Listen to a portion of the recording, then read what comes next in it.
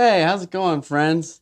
Today I'm just going to do an unboxing and a slight overview of the Desview Mavo P5 monitor. It's a 5.5-inch monitor. So let's get to that, and then I'll give you some thoughts on the plus side and the negative side.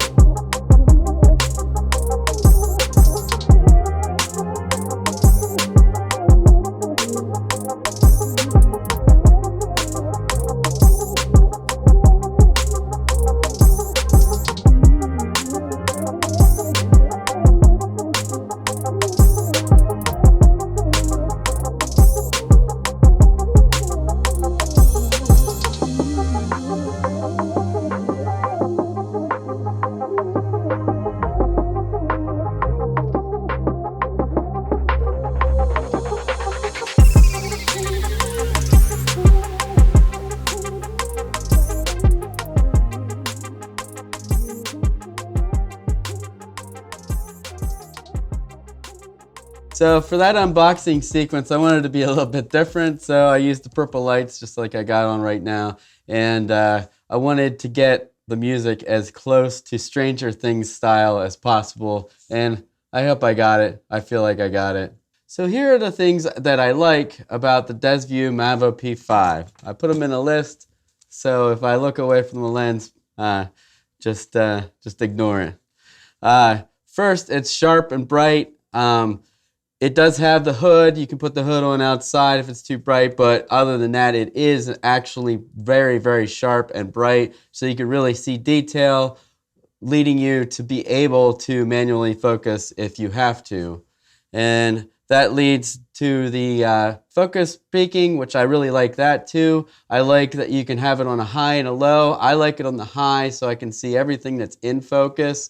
And I also like using red because most of the time it really sticks out. I guess if someone has more of a red tint to their skin, I would just switch to green or blue or something like that. But I do like being able to switch the colors on the focus peaking. I also like the low profile bracket. I have a couple other monitors and they kind of put the monitor up real high. I like it to hug the camera, hug the top of the camera if I'm mounting it to the hot shoe or the cold shoe. This is cold shoe. So the fact that it's low profile is a plus on this one. I like that it has a slim overall design. It is slimmer than some of the other ones that I've seen, and that's really nice, and it's lightweight. And as you saw in the close-up, it has plenty of buttons. It has 4 buttons and a button with a scroll wheel, and of course your on and off button. But it has plenty of buttons. I do wish it was just touchscreen. I wish all these were just flip up and touch them.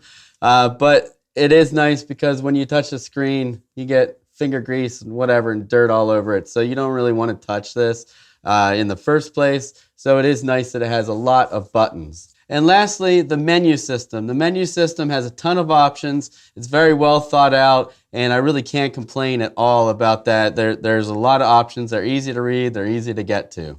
Now for the dislikes. I don't like how hard it is to shove the battery into this. It feels like I'm going to break something, and I feel like I'm going to break these tabs. I feel like it's just a little bit too tight.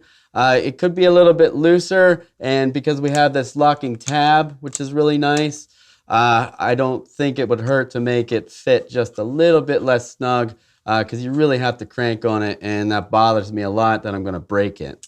And unlike some of the other monitors that don't record, there's no option for LUTS. There's no SD card slot or any option for LUTS. So that would be a nice option for the people that shoot in log. That would be a great option to have. My next dislike is there's a little spot where it's covered up, but there are no HDMI through or out ports. So if you want to continue on to another monitor for the talent to see or something like that, you can't. You would have to use a monitor with through first and then go to this one. There is also no protective case or anything like that. Most of these come with cases, and this is one situation where you would definitely want to use the case because it has a very fragile screen. You don't want to put it in your bag and have something press against it or anything like that. I did get the first one I got of these, I couldn't use. The screen was destroyed, and you can see it looks perfectly fine, but let me get a light on this. It looks perfectly fine, but there are discolorations, there's lines, and there's a spot where it looks like somebody hit it with something. So, and that was all in shipping. So it has a very fragile screen, and I can't really fold it there. There is this protective ridge where the hood attaches to, so that's slightly protective. But just like your computer monitor or your laptop, you don't want to lay it on something or have people touching it or have it fall over. That's just common sense. So I can't really fault it for having a fragile screen, but you do have to be very careful with it versus like an iPad or your phone or something like that where it's actual glass protecting it at all times. So now, don't get the wrong impression that I'm not recommending this monitor. I definitely do recommend it. It's just across the board for the more budget-minded monitors. These are common problems, just like being fragile and, you know, certain things like inputs and outputs missing. I do want to point out it does, I forgot one thing. It does have a headphone port, so that's a great addition to it. I just wish it had the HDMI through or out, whatever you want to call it. I would like to thank Sherry Zhang from Desview for contacting me in the first place to send me this for a review, and also for dealing with the damaged first one and sending out the second one really quickly so I could do this. As usual, the links will be in the description of this video to purchase or just to look at more specs, because I didn't really go over too many of the specs. There are a lot of specs. There are a lot of things you can do with this monitor. There's a lot of adjustments to go over, and that's pretty much better left to just reading the actual description of the monitor itself. So the link will be in the description of the video. Thanks for watching. Please subscribe and tell your friends. And remember, create, share, repeat, and keep it awesome.